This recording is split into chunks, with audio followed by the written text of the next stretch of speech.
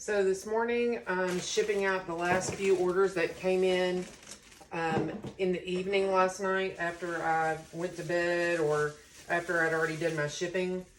Got a little Golden Girls book.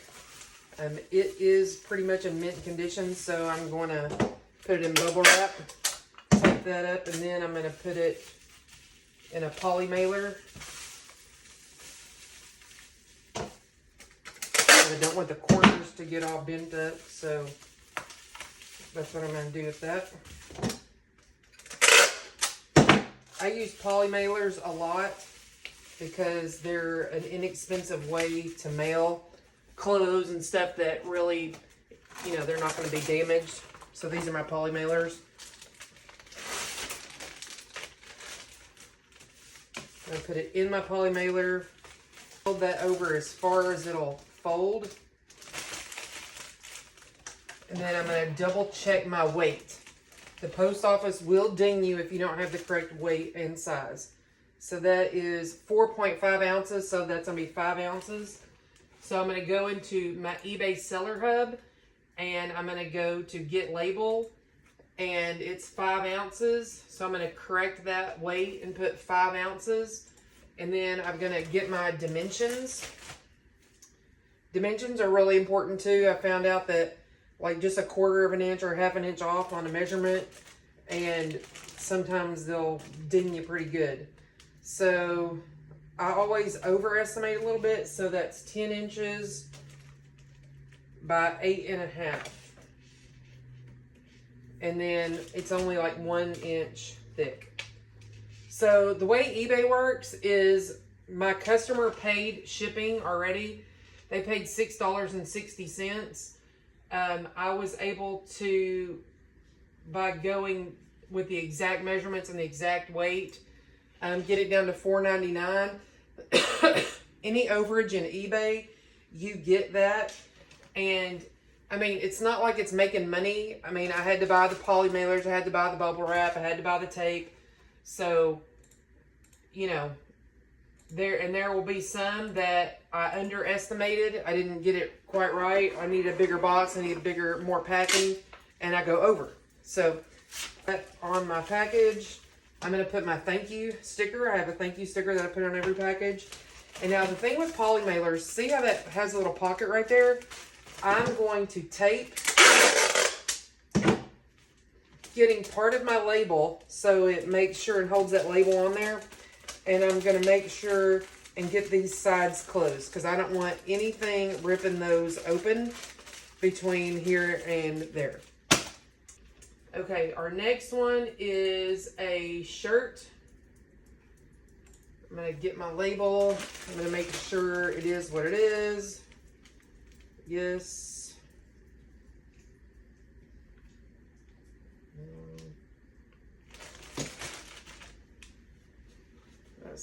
Okay, so that's why I double check everything before I send it out.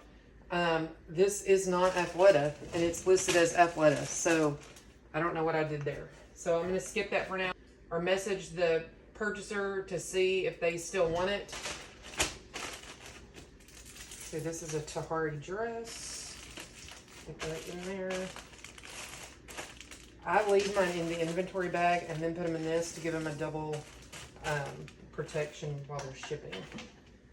So I'm going to weigh it again. It's 13.1.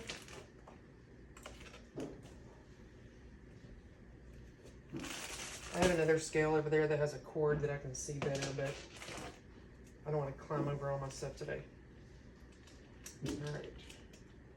It's 12.5.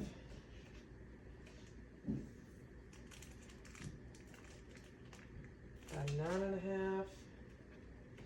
And in the dimensions, you can actually put in halves, quarters, whatever.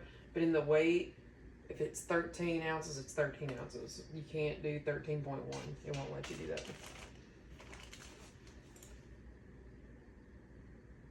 Okay, like this one, I figured out the measurements to the exacts, and it's exactly what the person paid for shipping. So, and usually it's pretty close because I don't over exaggerate my shipping too much.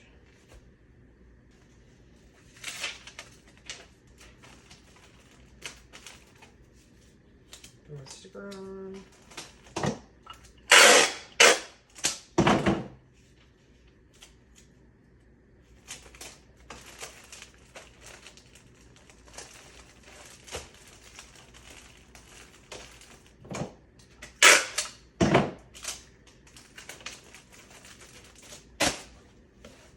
This one is from Depop, and it is a J. Crew corduroy jacket. Depop's labels are a little bit different. The buyer pays the shipping, and it's just on our weight. Like this says 2 pounds, so I'm gonna go ahead and weigh it again just to make sure.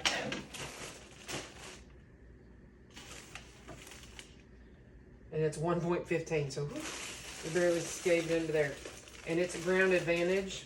So I'm gonna close this up, but then see how this is only my first layer. I'm gonna actually put this in a ground advantage mailer.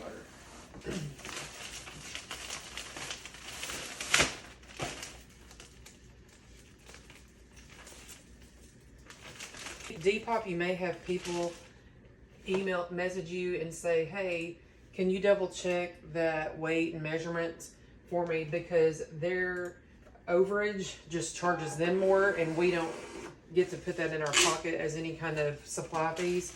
So it really helps them sometimes make up their mind to buy something. Just try to pass that along to them if I can. If somebody asks, and if I can get it down any for them, I will. But a lot of times a whole pound difference doesn't make any difference on what they pay.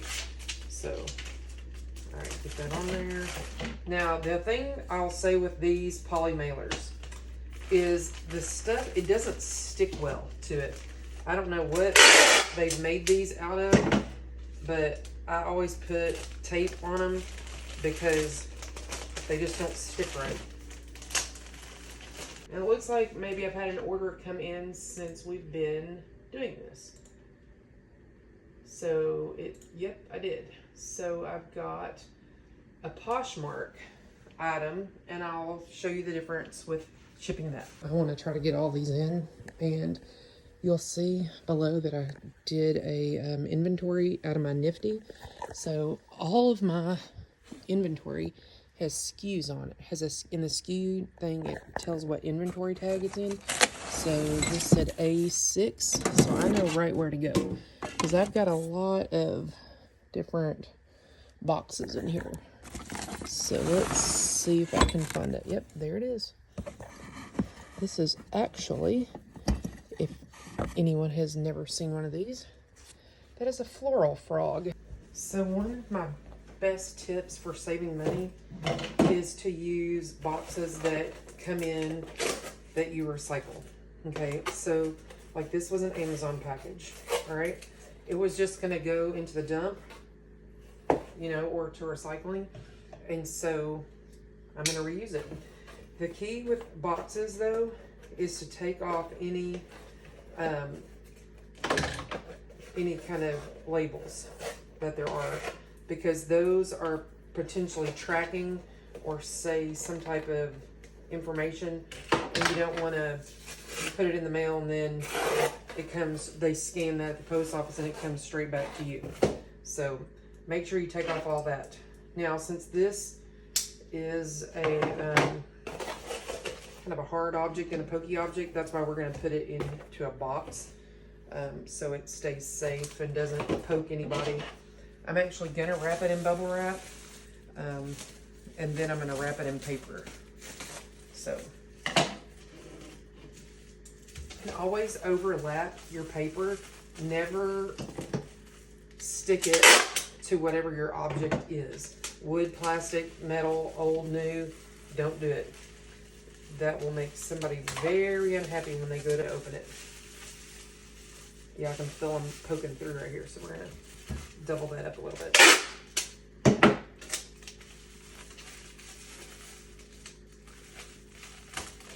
And then another thing that I reuse is paper that has come in previous packages, and I asked my friends and family to keep it for me. I mean, this was just going in the dump, right? So why not?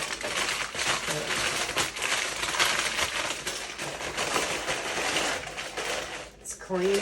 It's smoke-free. Yeah. Why not? I'm going to put it in there. I'm going to put a little bit more in there just so it don't flop around.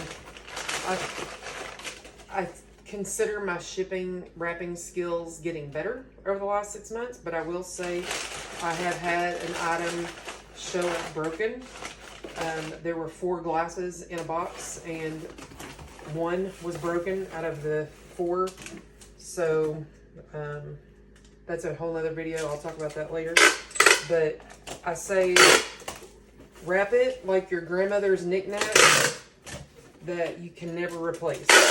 Because most of these items, especially if you're selling vintage, you won't be able to find anyone to replace it. And the buyer that I had was super duper nice and he understood, and I actually had more to the set, and so he was able to purchase more and I was able to give him a discount on the next ones. But you know, it is what it is. Okay, so with Poshmark you don't actually have to weigh.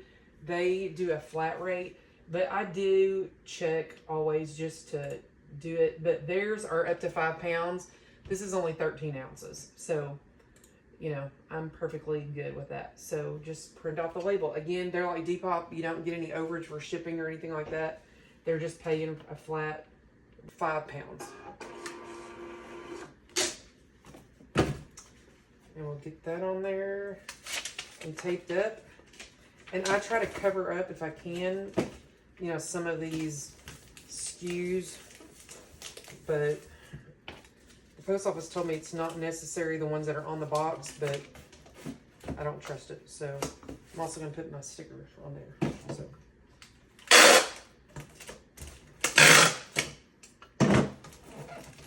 All right, that's it. We're ready to go to the post office.